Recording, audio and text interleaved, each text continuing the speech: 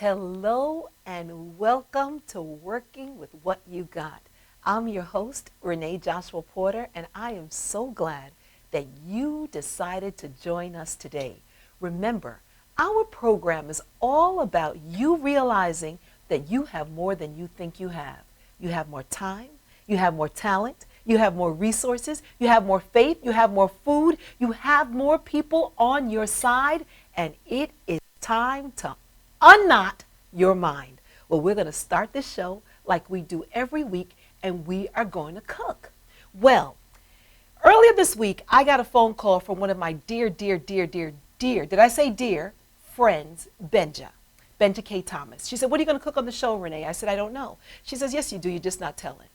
Hello, I've known her for more than half of my life. Why would I lie? So I did not lie, Benja. What I do is I kind of wait and I let the recipes marinate and download into me. So around 2 o'clock today, I was like, hello, God, I don't know what I'm cooking. And I started thinking about it, and I funk and I funk and I funk. And I remembered this week I had made a soup, and I said, maybe I can do a soup. And then I thought of something. It downloaded just like that. Bam. I am going to make a soup. Now, in African cuisine, they do something called a peanut soup. I didn't have any peanuts. And I also know that peanuts can be an allergen for many people. And remember, this show is working with what you got. If you don't have peanuts, you work with what's in your house. Well, guess what's in my house? In my house, because we had a recent run to one of our favorite stores, Trader Joe's, and we had cashews and we had almonds. Roasted salted cashews and raw almonds. I said, well, if my African brothers and sisters can make peanut soup, why can't I make a nut soup out of cashews and almonds? So that's what I made. And it came out the bombdiggity.com. And I'm going to show you how easy it is to do. All right. So we're going to start off with half a cup of roasted salted cashews. Bam. In here, a little under, like 3/4 cup of raw almonds. Bam. I put in a little bit of almond milk. Actually, the amount I used was half a cup of almond milk. Then what I did, I put in a whole cup right here of water. And I started thinking, okay, I have all these nuts. What else do I have? I happen to have a yellow squash. I diced up a regular yellow squash, dumped it in here. And then I blended it.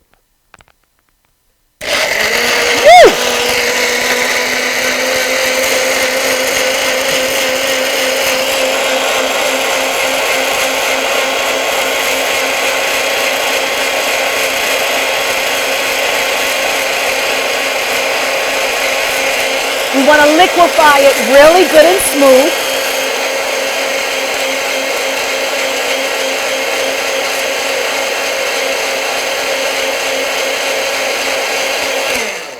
So we're blending it for about 2 minutes because we want it to be nice and smooth. Did you see splash up on me? Yeah. So cashews, almonds, water, yellow squash. Then what I did was, I told you my family's from Panama. Did I tell you that? Yeah, they're from Panama. And we use something called sofrito. My mother will take celery. She took onion, garlic, sweet red and green peppers, and scallion. And you grind it together and we keep it in the refrigerator. And then when we're going to season our meat or season our potatoes, it becomes our base. So what I did was I took some sofrito that my mom made. Remember, I'm working with what I got. I have some coconut oil. It might splash up a little bit because this pan is kind of hot. So let me just take it off. I'm pouring in, it's going to sizzle, a little bit of my coconut oil. I'm putting in a tablespoon of sofrito. And I'm telling you, I love the smell. When you smell coconut oil and sofrito together, you know you're getting ready to eat something that's delicious. So you're going to saute your sofrito with your coconut oil. If you don't have coconut oil and all you have is olive oil, that's fine too. Go ahead and let it saute. Then what I did is I poured in my mixture. Turn it up.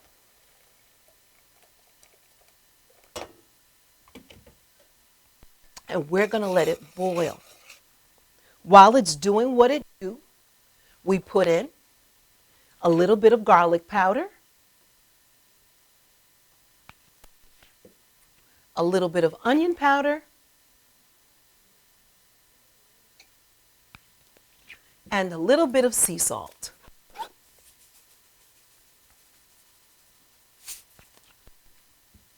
You see how simple this is? Let me use my big spoon. And we're going to let it boil up. And the more it continues to boil, the thicker it gets. Now, I'll recap what we put in. We put in almonds. We put in cashews.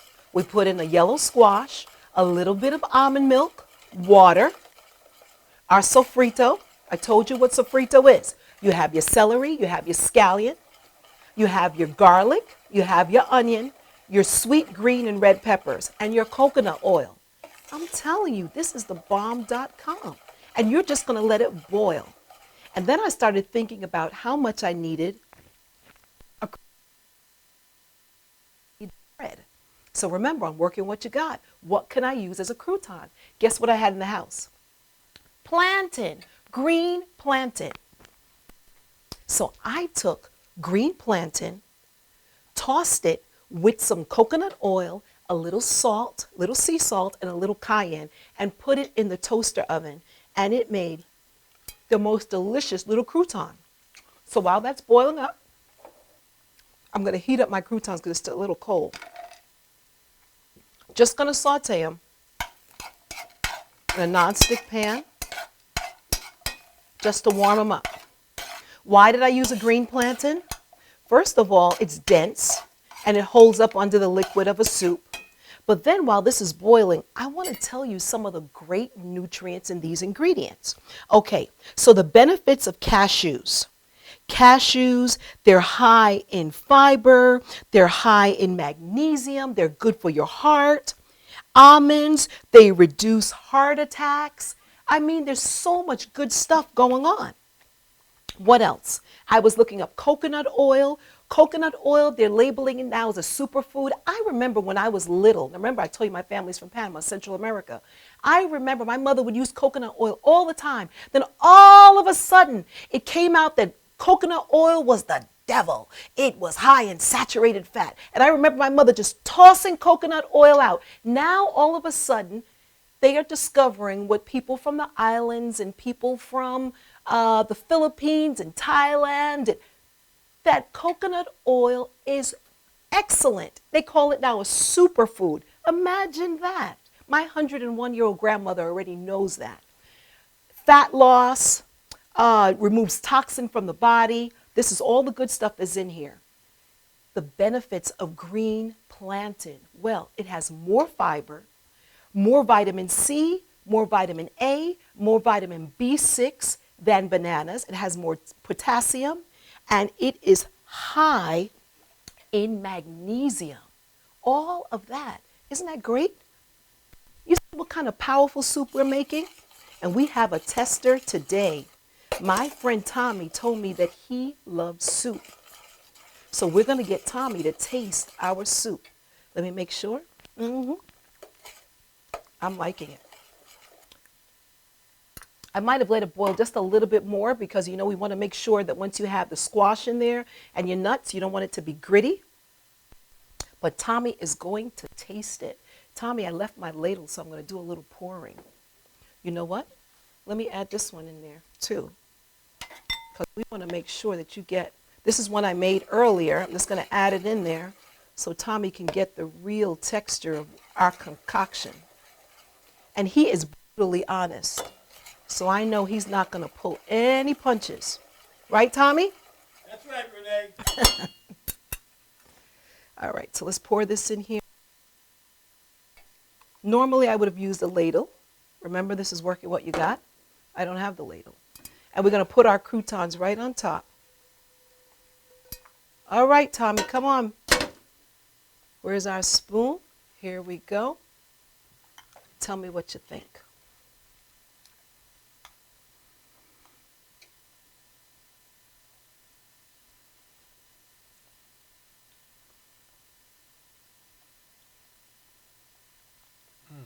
I love soup.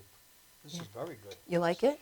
Yeah, it's almost like cream of mushroom, like, The body of it? Yeah. The texture. Very Would you good. know that that was cashews and almonds? I love cashews. I do. Cashews is a real mild nut. It's very good. What I like, it's very different too, but it's very, very good. Mm-hmm. Any flavor sticks out too much or too pungent? There's a little kick on the our little green plantain croutons, but it's not too much heat for you? No, not at all. And I'm not a big spice guy, but Okay. this is not. So what I did with the green plantain croutons, I diced them up, sauteed them in the coconut oil, put a little bit of cayenne and a little bit of sea salt and put them in a toaster oven. Boy, Renee, you did it again. You like it? I love it. Good, good, good. Now go share it with I'm Janine. gonna- Let's make sure. I'm telling you, this is some good stuff right here, and I wouldn't lie.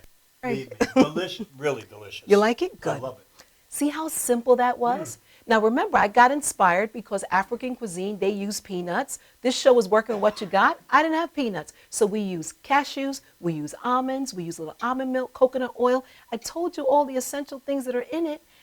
You do this. You have more than you think you have. You have more food. You have more resources. You have opportunity. Take the knots out of your mind and just go for it.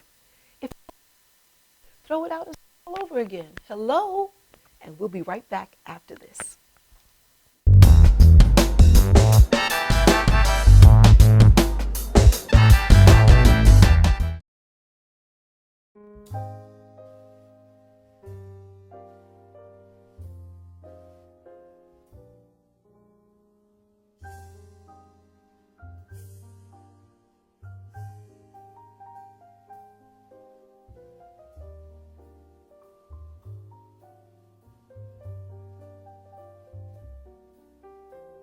Hi, my name is Dr. Tom Dow. We have a multidisciplinary practice in Melville and Ronkonkoma, New York, and we treat patients with many, many different conditions, from newborns through geriatric patients with numerous different techniques. There's a technique and a type of treatment for every class of patient. We have them all here.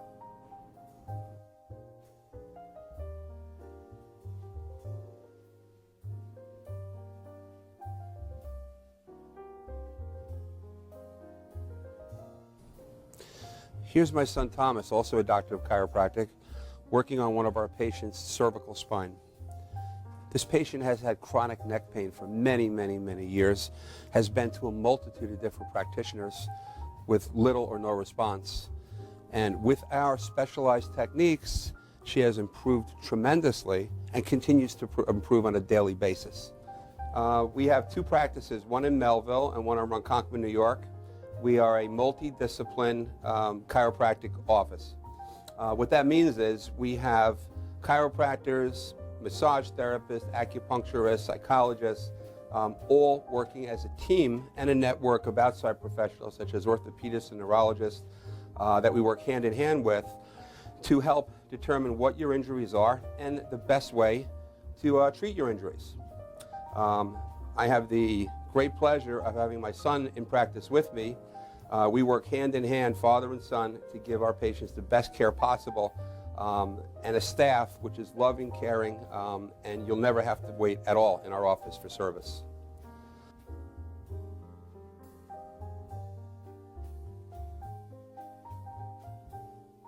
Many times patients come into our office and they have what's called a soft tissue injury.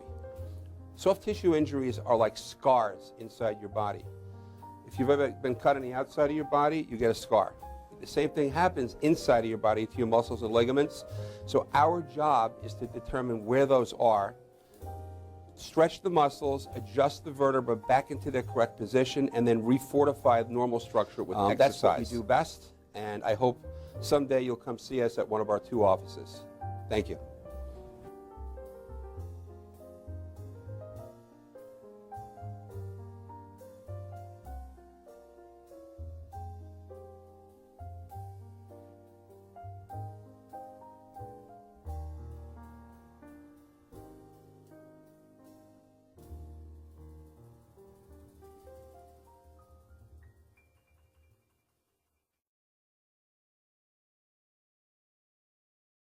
For professional motorcycle transport and towing, think Kickstart Fabrications Motorcycle Towing. Proudly serving all of Long Island, we feature expert handling and 24/7 service. So send a limo for your toy with Kickstart Fabrications Motorcycle Towing.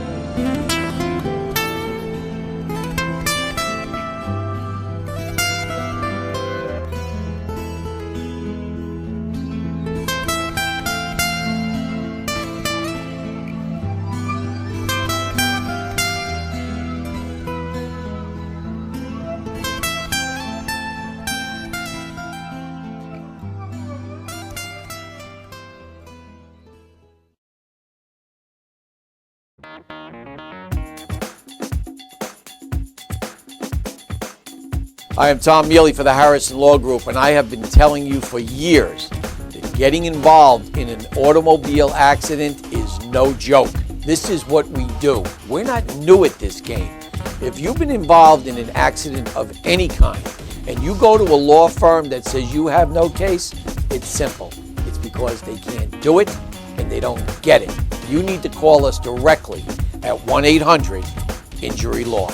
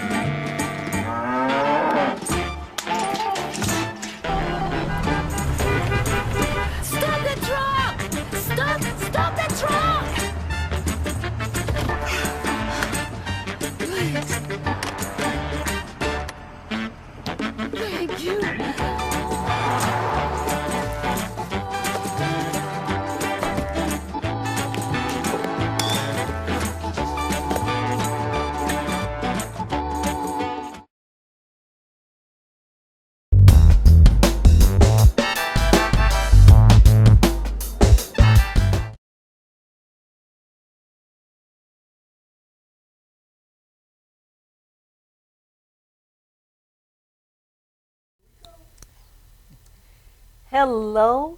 Thank you for joining in. You've tuned in to Working With What You Got. I'm your host, Renee Joshua Porter, and today I have a very, did I say very, very special guest joining me. I have Linda Wood-Hoyte, and Linda is a national bodybuilding champion, and she is, I'm going to tell her age only because it is so marvelous, 71 years old.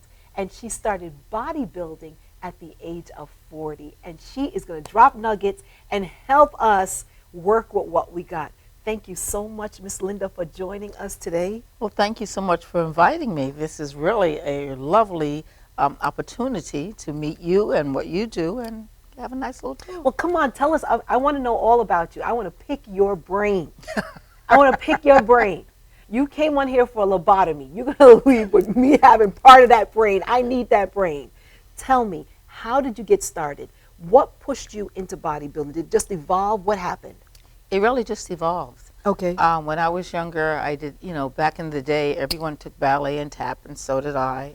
And I, did dance, rehearsals and recitals and the whole 9 yards.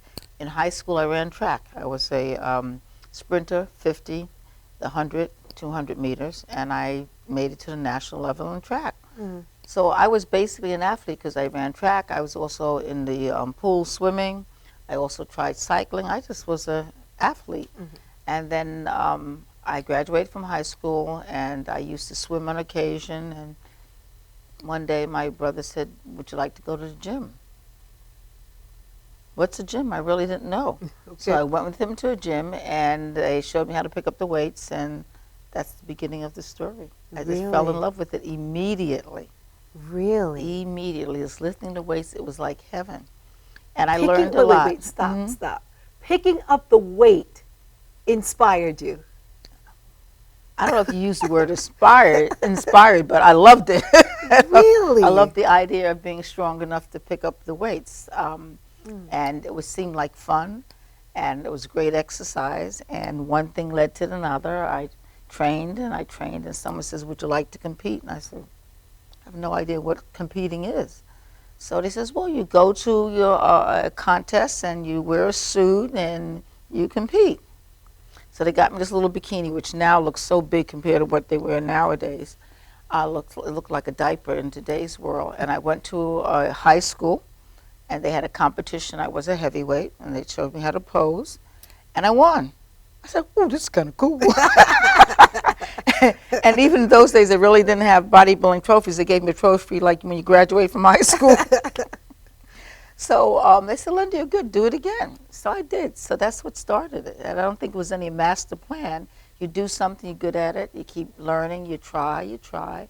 And I rose from local competition to district competition to national competitions. And somewhere along the line, in about the year 2000, I became a pro. I didn't compete as a pro because by that time I had competed long enough. I got the pro card, and I was quite happy knowing that I had risen to that position. And it's just something that you love to do. And my mother used to run track. My father used to run track. I have uncles who play basketball, so a lot of athletes in the family, so it was just natural. So what's your regimen like?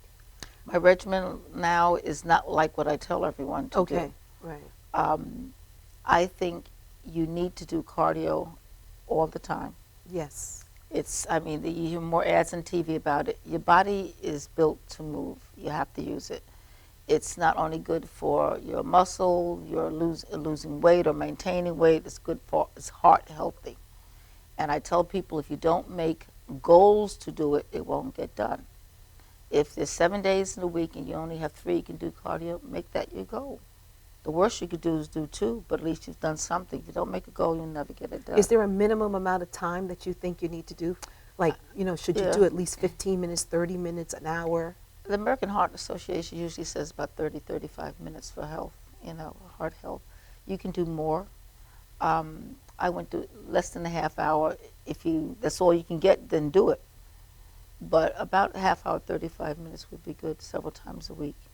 Now, I tell people, and this is just almost like a contradiction, if all you have is 20 minutes, just be consistent and do it, because consistency pays. 30 minutes here or an hour here, and then a week later you do it again, doesn't make any difference. Consistency makes a lot of difference. Okay, so how do you start? From what you're saying, it sounds like discipline and athletics are in your blood. You sound like you gravitated towards athletics and, also having parents that were athletic. Okay, say for instance, It's not in your blood. Right? You're not programmed. All right? You got a lot of junk in the trunk. You're trying, you know. Where do you start? You know, how do you start to begin to develop healthy habits? Like, I eat really well. The moving thing, that's where I wane. And I realize that I have the body type where I have to do cardio. If I don't, I gain weight the older you get, you know. So what do you do so that it becomes part? I want it to be like, I would never leave the house without brushing my teeth. I want exercise to be like that. And that's something that you have to develop for yourself. One day your mind is going to say to you, this is something you have to do. You have to create a habit. And most of the time, to create a habit, you may exchange it for something else. That you have the same thing with food. You want to start eating a good food, well, exchange a fried potato with a baked potato.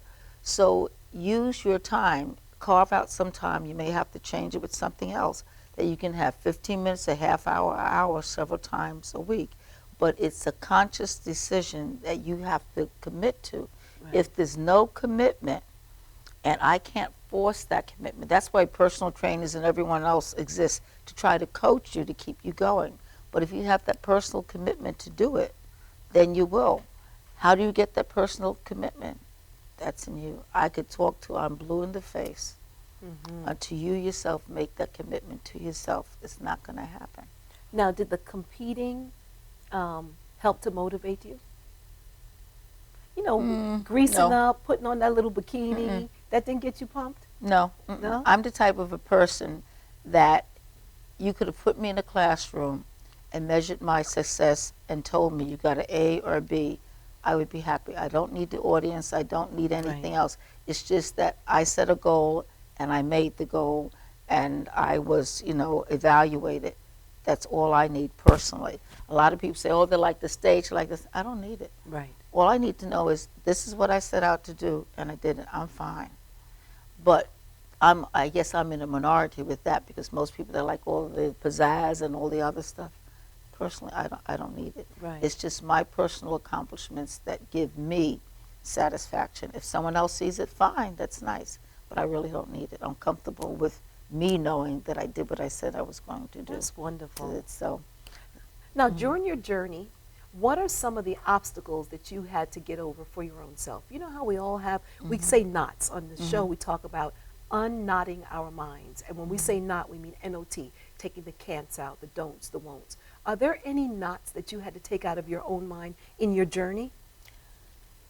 I guess the knots were how to be in a sport that is so demanding. Bodybuilding is one of the most demanding sports there is because it's a very precise sport. A teaspoonful of salt, too much fat, not enough fat, Really? too much water, all that makes a difference in competition. Changing a diet, you add too many carbs, you take out too many carbs. So in a sport like that, it's really takes your life. And I had to work out a way because I was in corporate America. I used to work for large companies running call centers. So you know, it's 24/7, 7 days a week. I had to, my knot was how to balance both. I promised myself I'd never let the sport take over my professional career. It could easily do that. So I had to work that out. So I lived for years with about 5 hours sleep because I you know, working as I did, but wanting to compete in the sport, it wasn't very much time for sleep. You know, you get up, you do cardio, you train, you go to work, you come home, you're training again. How many hours a day did you have to dedicate to training? Well, I used to train, sometimes I used to train in the morning, get up at 4 o'clock and train before going to work. That was, Really? you'd have to shoot me to get me to do that. Put a gun at my head, I don't know. But that's what I did for a while. Okay. And I would train full training in the morning, then come home and do cardio at night. And then I flipped it. Then I go to work, and then I do the cardio in the evening. Rather do the training in the evening and my cardio. Either way, it didn't leave me a lot of time to sleep. So my body's really conditioned right now to very little sleep. I need just 5 hours, and I'm good to go. Now, I'm staring at you because your skin is the bomb.com. Everyone says that. You have real, I'm looking at you. Your skin is really good. Now, what do you do? What's your skin regimen? You know only why? Because I know a lot of times as we age, our skin can get drier. And what do you do for that? Well, first of all, I think I got good genes. My Okay. mother was born in the West Indies. All right. So she has that skin, and her skin was like chocolate velvet. And all my life as I was growing up, I said, Ma, I want to have skin like you. She says, don't worry, you'll get it. I'm 71, I don't have it. Her skin was absolutely stunning. But what I learned from her, which is something we need to do more, in my mother's day, all they had was Vaseline and cold cream. But my regimen for me is very simple. I get out of the shower or tub, I oil myself up immediately. I use anything like with shea butter, baby oil, anything, just to oil your body each day. While it's damp. Moisturize while it's damp. That's one thing I do. Facially, I have to tell myself to give myself a facial. My skin has been very oily, and even though when you age, it dries out a little bit, it hasn't dried out totally. But I, on occasion, will give myself a facial. But at night, I do put a collagen cream on my face that I try to do. But I was blessed with good skin from it's never been like hers. They don't make skin like they do like Well, that before you anymore. leave, you're going to write that collagen skin cream down and spell it correctly and where I can get it so I can buy it. Actually, most of the time I put it underneath my makeup because then it's on all day. I'm sitting, you're talking, and I'm like eyeing you. I'm looking at shins, elbows, knuckles. You look great. Now, what are some of the things? We're just real here, and I'm so glad that you're here. Listen, what are some of the errors you think that women make specifically as they age? I see some women. They may be 70, they may be 60, sometimes 50, and you just see age on them. What is it? I mean, even women that may not be smokers or drinkers or, you know what I mean, or heavy into anything that's dehydrating. Well, there's a couple of things. The first one is depressing because sometimes your lifestyle shows on your face. Gotcha. If people are under a lot of stress or pressure, it shows. Sometimes it's heredity in skin, that some types of skin are not as tight as skin, and our skin, and I have to be ethnic here, black skin is tighter than skin that most of Caucasians have. We have more melanin in our skin. Okay. People tend to do things that work against them, like sit in the sun. I don't ever sit in the sun. Really? If there's no place, no shade for me, no. You don't sit in the sun? No. Big Yeah, X, see, no. now a lot of times we think because we have melanin, we can sit in the No. sun. We talked about that today. That's a misnomer. That's not correct. Really? No. So you run from the sun? Oh, yes, I do. Wow. So you have the shades on, the hat, all I'll of come that. out with a hat, the shade, and umbrella. Really? And see, I and I'm do a not sun sit- soaker. No. Well, you know what? I'm out of the sun now. My last day in the sun was I just came back from You just Jamaica. missed I will not No. be in the sun. It doesn't affect us as badly, but it's not good for you, not for anyone. But what about vitamin D? Don't we need vitamin D? Yes, you do. But that doesn't mean you have to bake in the sun. Right. You can walk in and out of the store your normal day. You don't have to sit in the sun. No, Got you. I'd never. You can't find a shady space. I'm gone. Really? That's good to know. But as I said, there's certain things that people don't know. And it's funny, as I said, that you said that because I just had that question and we were talking about it. Most blacks think that sun doesn't bother them. Right. It's a no-no. For anyone. Wow. That is really, okay, so what's your diet look like? What do My are diet is boring. Is it? Are you one of those people that eat the same thing all the time? Basically. Really? And you're okay with that? I'm fine with it because, first of all, I believe in the 90-10 rule. Talk to me. The 90-10 rule means if 90% of the time I eat okay, when I want to have a deviation, the 10% doesn't make any difference. Gotcha. So I can eat, plain, white meat chicken, white meat fish, white meat turkey, fish, brown rice, oatmeal, the usual basic stuff. I can eat forever. One day if I want to go have carrot cake or go out to eat, I really don't care because it's a one-shot deal. Now, this is when you stop training? Yeah, I still eat the same. Wow. I don't just have to be as regimented. I can go home tonight. I may have a wrap from the store instead of making my own. Because obviously you buy a wrap from the store, there's a lot more calories in it if I make it myself. Right. But that's why, and I had that discussion also. You don't want to restrict yourself to the point where you feel like you're being punished. Right. So I tell everyone to find a way among the foods that you're eating to add more healthy foods. Remember, to change a habit, you have to substitute. Got you. So you just try little by little to substitute the food that you're eating. I've already done that. There's certain foods I just don't ever Right. eat no matter what. I agree. But my basic diet is poultry and fish. I eat loads of vegetables, keep my protein level up, have enough carbs, good clean carbs, Yes. not sugar carbs or starchy carbs. But when I want to get down, like during the holidays, come to my house. There's nothing dietary in it. Nothing. People say, oh my God, Linda, we didn't even know you could cook. I said, you know, see, that's the misnomer, because people think because I stay in shape that I don't cook. I did say my mother was from the West Indies, There right? you go. Yes. So we do the cowpeas and rice with cream to coconut for Christmas. I do my own stuffed turkey. I make my own carrot cake. I make fresh bread, which people fight over and wait for me to do because it takes me 2 days to do it. You eat your bread? Oh, yeah, I eat it. Holidays. But what did I say about the 90-10 rule? That's my 10%. That's your 10%. That's it. Thanksgiving and Christmas, Right. that's my 10%. All bets are off. I make loads of sweet potato with the pineapple in it and marshmallows on the top. Oh, you throw down. Oh, yeah. I tell people, don't come to my house if you're on a diet because you will have a heart attack. But that's my treat. Right. Now, do I gain weight with that? Maybe for a day or two your weight goes up, but then if you go back to eating normally, it goes right back down. It's up here. But some people eat like that, then they can't let go. They keep going. Yeah. So I told them, I said, look, I can go home and like tonight, stuff myself. I treat myself. I had a busy week. It's over. Now, I've heard some people have triggers. Mm-hmm. Like, you know, there are certain foods, like for instance, I do the same thing. I eat fish, I eat chicken. I like spices. So if I'm around buffalo wings, right, I'll try to have maybe 2 wings. I can't have 2 wings, Linda. I can't. Before you know it, I've pulled the bowl to me. I've left you the celery. I may have a couple of the celery, but I'm getting down because on the wings. But I think it starts to cause like a eating momentum because before you know it, You've eaten more. you've That's eaten it, more yeah. than you want to. So would you suggest knowing what your triggers are and just avoiding it altogether? What do you think?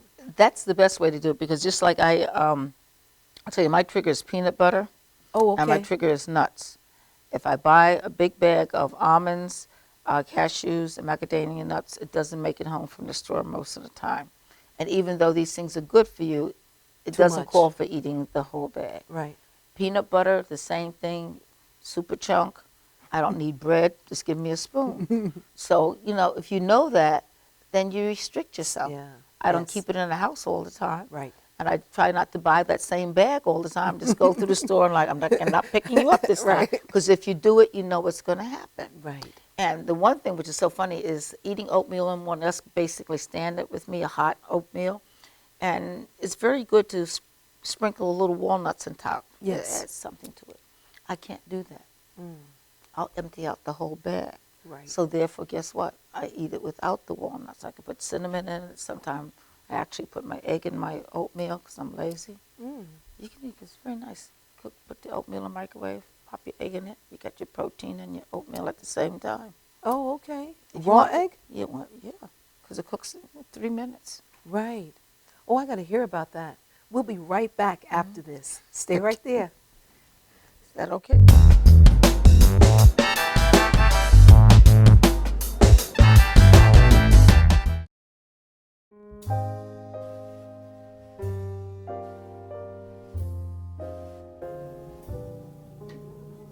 My name is Dr. Robert Brevard. I'm here for Multi-Medicine in Westbury, New York. We're located at 1065 Old Country Road, Suite 214. Been here for about 15 years. The practice has medical doctors, physical therapists, chiropractors, acupuncturists. We also do pain management, and we have orthopedists on staff. Here at Advanced Multi-Medicine Rehabilitation, we've got physical therapists on staff who treat an array of conditions, from neck pain to back pain, shoulder pain. We treat carpal tunnel. We treat a lot of car accident patients, slip and falls. We treat patients with knee injuries, with ankle injuries. We have state-of-the-art equipment. We've been here for over 15 years. Vast array of diagnostic testing, from x-rays to EMGs. What is an EMG? It's a diagnostic test that allows a doctor to determine where the pinched nerve is.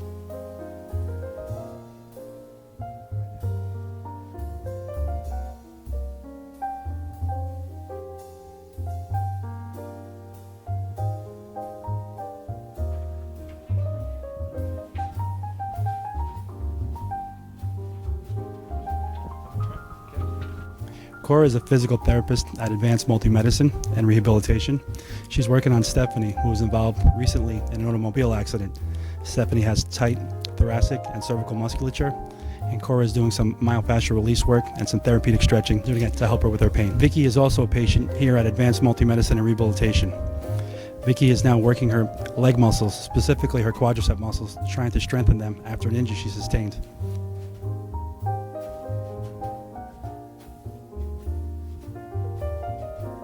If you find yourself in need of any type of physical therapy, please don't hesitate to call Advanced Multi-Medicine and Rehabilitation, located in Westbury, New York, in Suite 214. Phone number is 516-334-7000, or find us on our website at advancedmultimedicine.com.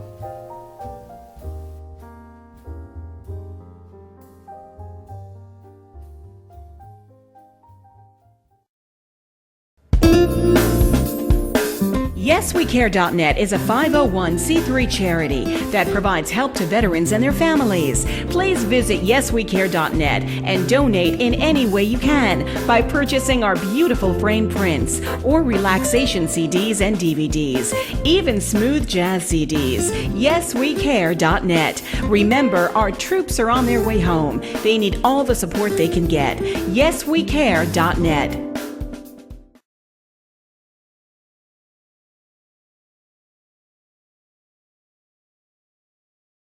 Brooklyn's best locksmith and hardware. We have 3 of the largest showrooms of safes on display and in stock. You can see and touch them in person instead of browsing a catalog. We carry gun and rifle safes, burglary safes, jewelry safes, fire rated from a half hour to 2 hour. Famous name brands. We sell Gardol. We sell AMSAC. The new AMSAC touchscreen. If you're ever in need of a safe, think Brooklyn's best locksmith and hardware. Right, Lockie? That's right, Alan. This is Beth. Hi. Oh, congratulations. When are you due? I'm not pregnant.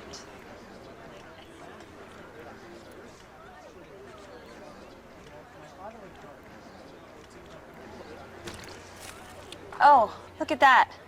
Excuse me. You're totally thin. You look very sexy. For life's bleachable moments, all it takes is 3/4 of a cup.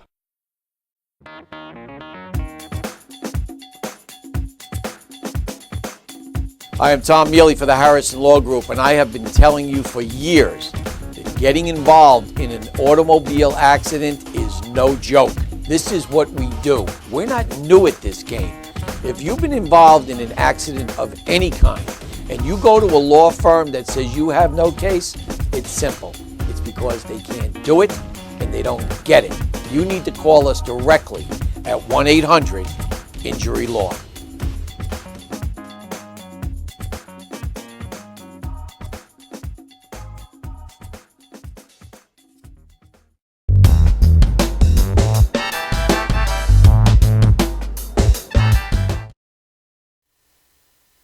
Hello, and we are back. You have tuned in to Working With What You Got. I'm your host, Renee Joshua Porter, and I'm blessed to be schooled by Linda Wood-Hoyte, 71-year-old bombshell.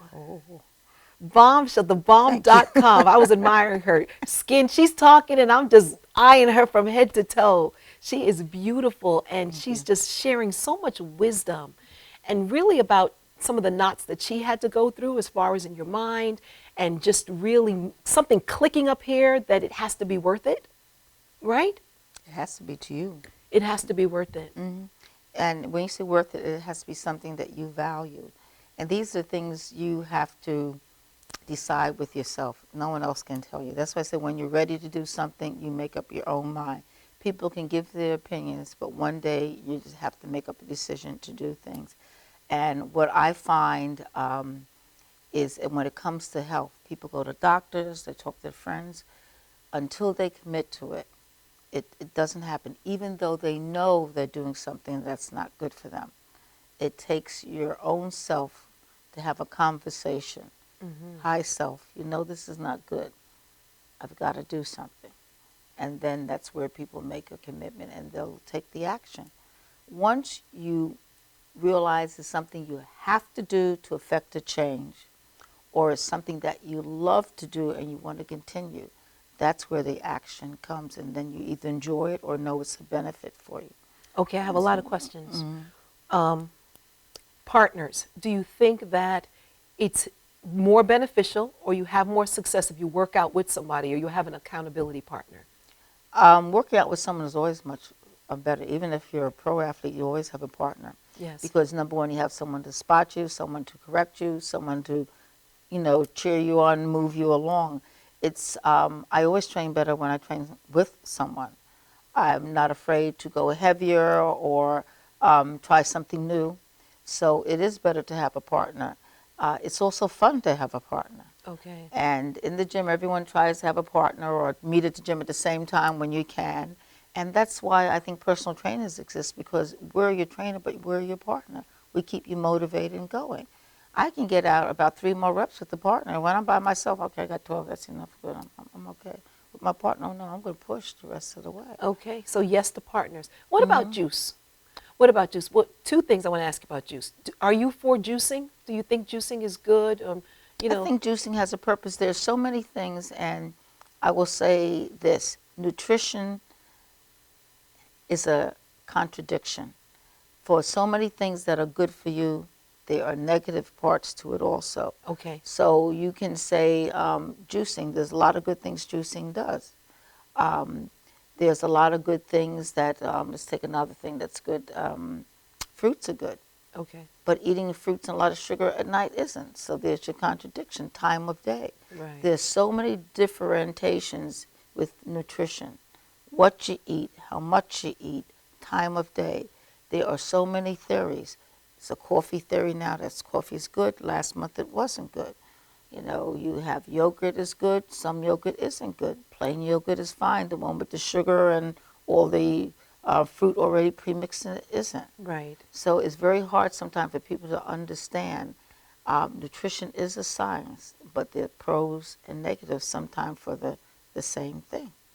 Gotcha. And that's something that people have to learn as far as nutrition. Now, what do you think about vegans or vegetarianism? Is that just a personal preference? To me it is. And this is, I have to say this since it's terrible. I was doing some studies on how we grow our crops, how we raise the food we eat and kill. And I finally decided I'm going to have to starve to death. There's problems with the fish. The farm-raised fish is no good, so that's a problem. The pesticides they put in the soil is a problem. Right. The chickens, how they kill is a problem. Right. So I finally finished reading the book. I said, I'm just going to starve to death. Right. I can't even do water. Water is contaminated, right? So I tell everyone, everything in moderation. Right. And it depends on what you need. If someone has good health and the weight is normal, they really don't have a problem. You just, eat what you want in moderation. But for someone who has to diet, then you have to make choices. And even for someone who is a normal weight, you still want to eat foods that are healthier for you. Yes. We had a discussion about longevity. Well, longevity means you're eating healthy, you're getting exercise, you're taking care of yourself, your mind and your body. Right. So you always have to figure, where am I? What place am I? I'm a perfect size 6. Do I need to gain weight, lose weight, or just maintain myself? So there's choices. But when it comes to nutrition, it's hard to understand because there are thousands of theories. Right. How would you with herbs? You believe in herbs? You like herbs? I think herbs are good, yeah. Especially you have a West Indian mother. Mm-hmm. They believe in bush. That bush tea. They drink that bush tea.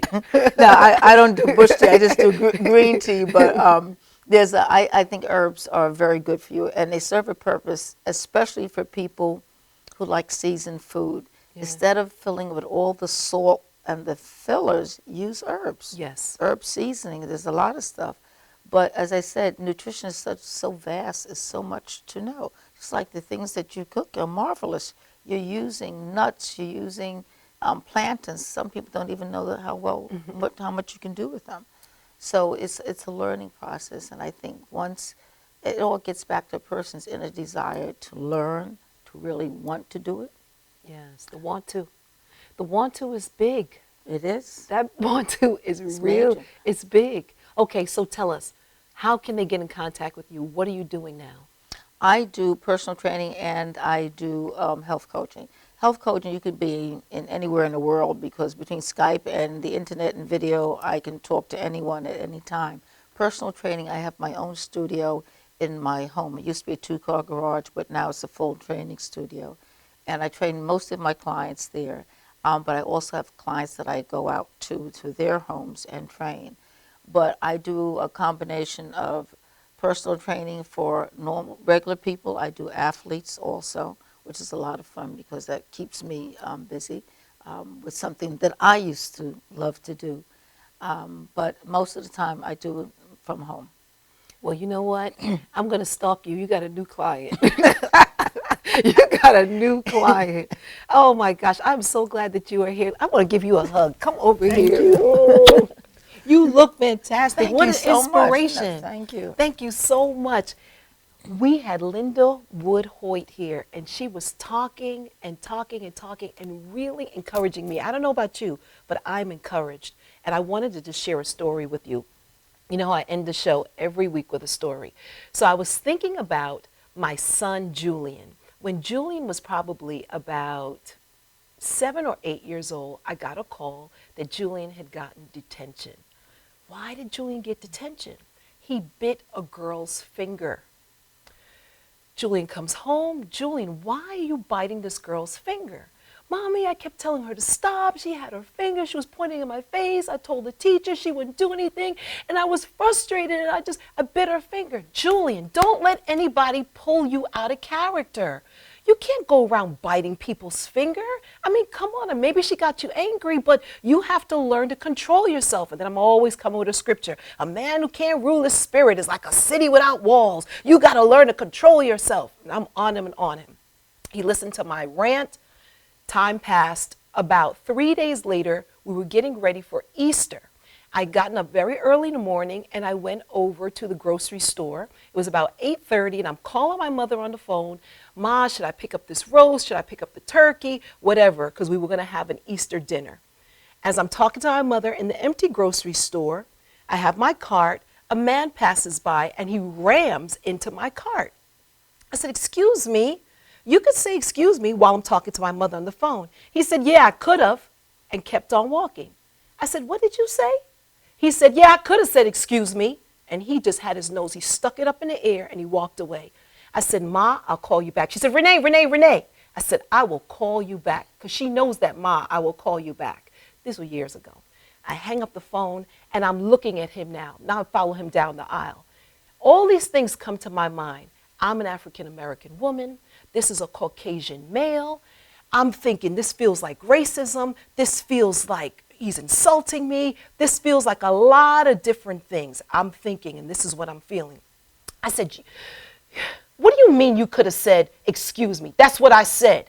And this man is belligerent and he's looking at his things on the shelf. I got so angry, I took my cart and I rammed my cart into his cart. There was this whole display of Playtex gloves that come spilling down. They fall. And he's like, you blinkety blink. I smiled. I said, have a nice day. God bless you. And I walk off. I go see the manager. I said, there's a spill in aisle 10. And now I'm huffing and puffing. And so now I'm looking at him. I go to the register. I'm checking my stuff out. And now I go and I sit in my car. And I'm waiting in my car because I want to give him one last look before he gets in his car. And so now I see him, see me in my car, and he walks in the opposite direction. And I'm just sitting there and I'm fuming. How dare he? I'm thinking about civil rights. I'm thinking about how far we've come. I'm thinking about he wouldn't have done this if I was a man. And my mind's going and I'm going. And I heard a voice say to me, and you expect Julian to control himself. And I thought about it. I had just told Julian a couple days before, don't let anybody pull you out of character. Don't let anybody pull you down to their level. And here I was acting like an idiot. So mad because this man just flagrantly knocked my cart. And I thought about it. And I felt embarrassed to myself. Nobody else knew. And I went home and I told Julian what I did. He was like, way to go, Mommy. All right. No, Papa, you're missing the point of the story. Mommy was wrong. She shouldn't have done that. I let him pull me so out of character. So what's the moral of the story? We have to get the knots out of our mind, because guess what? How we eat, how we live, the choices that we make, they will spill over onto our children. We live recklessly, we eat recklessly, they're watching and they're gleaming and they're being shaped by what we do. So the first thing we have to do when we unknot our mind is remember there's always another generation and somebody else that's observing you. Your life is not your own. The other thing is, I took it way into a whole nother arena by the fact that I'm African American, he's Caucasian. I made it what it really probably was not. That's another knot that we create. So the first thing you have to remember is free your mind and the rest will follow. Thank you so much for joining me. See you next week. Very good.